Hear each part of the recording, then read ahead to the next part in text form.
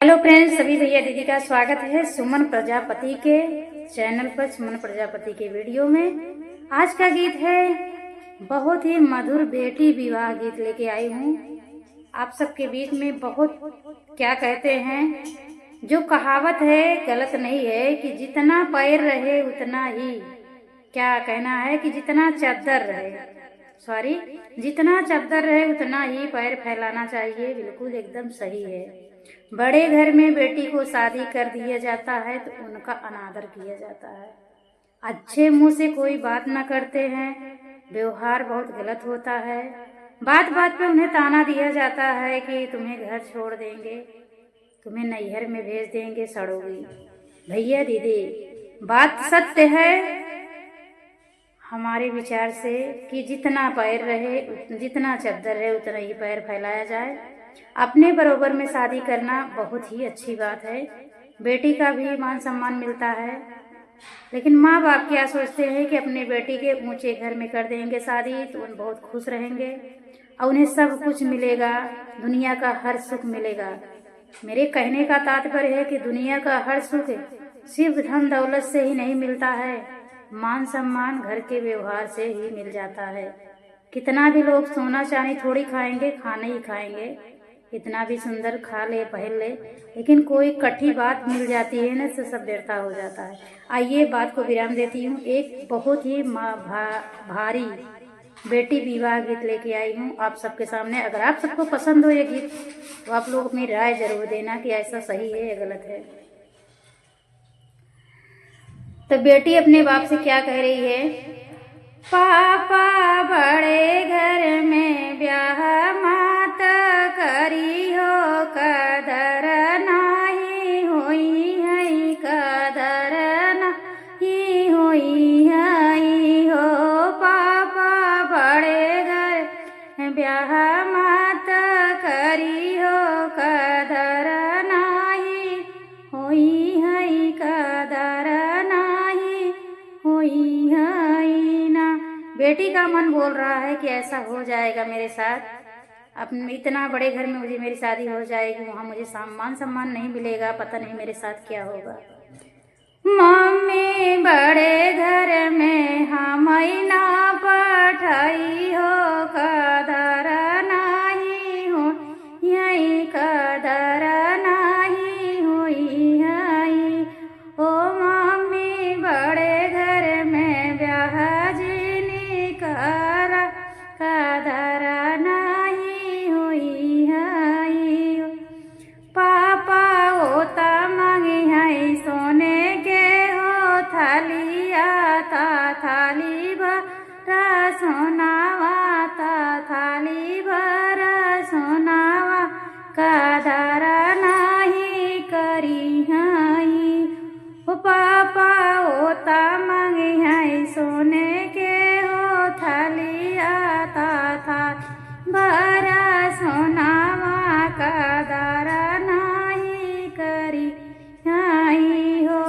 बेटी हम दे भाई सोने के हो थाली, आता थाली भरा सोनावा, कदर तोरा होई है हो।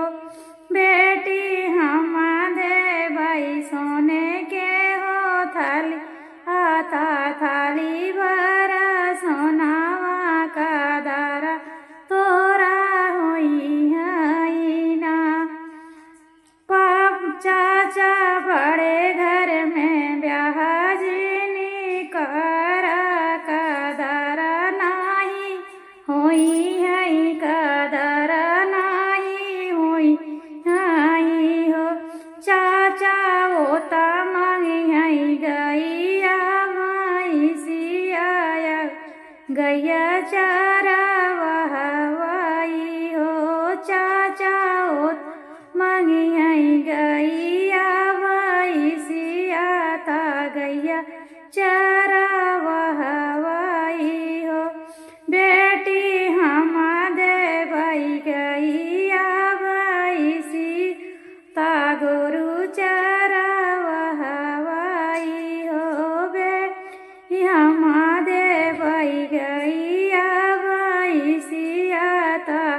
गोरु चरावा का दारा तोरा हुई है ना।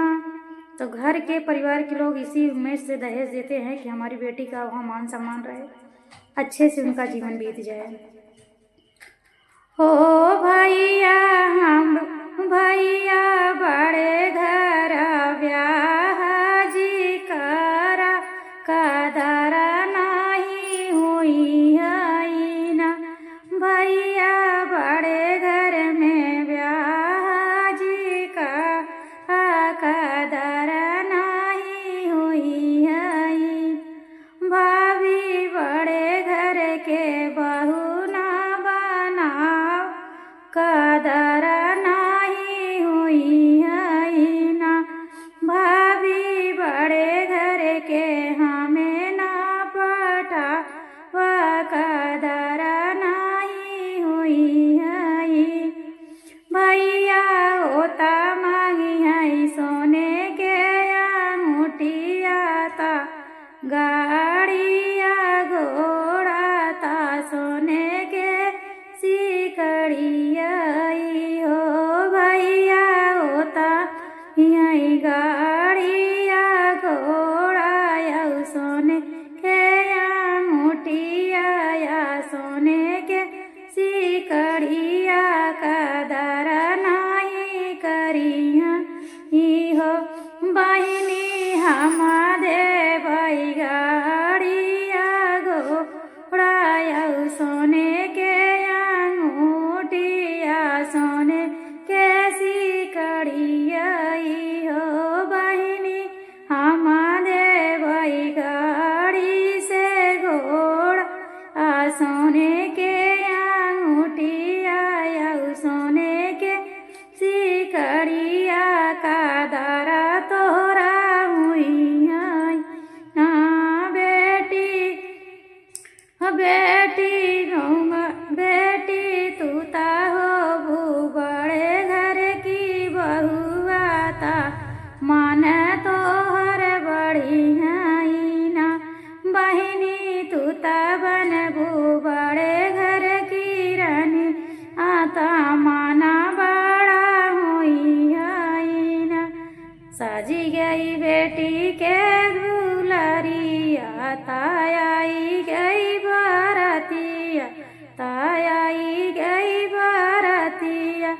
आवा बेटी के विदा करी दिया ले ससुर घर पहुँचाई ना। अरे सज गया से माड़ा तऊ आई गई बारातिया तऊ आई गई बारातिया। रामा सजी गई दुल्हन दूल्हा आता बेटी ससुराल चली। अरे अरे सासु ता बोलाई भीखे बोलिया। अरे सासु बोलाई फकीरवा के बेटी नाना दाली तर बहिनिया ना। सासु हमका बोला मैं हो भिखारी के बेटी अवाता नाना दी दाली तर बहिनी आईना। रामा पिया वाता डबै मोर गाटैया ता सब सुख बेरथाई हो। रामा पिया मोरा दाबै गाटैया ता बड़ा दुख होला ता बड़ा दुख होला हो ना। रामा टूटी गए माई बाप के सपना ता बेटी पल पल रोई ना। रामा टूटी गए भैया के सपन माता भैया के डेरिया पल पल रोई ना। तो आप सबको ये गीत हमारा बेटी विवाह गीत कैसा लगा कमेंट बॉक्स में आप सब ज़रूर बताना। गाना बहुत बड़ा हो गया, भावुक गाना था। बेटी के साथ ऐसा होता है तो बहुत ही कष्ट वाली बात है। जय श्री कृष्णा, राधे राधे।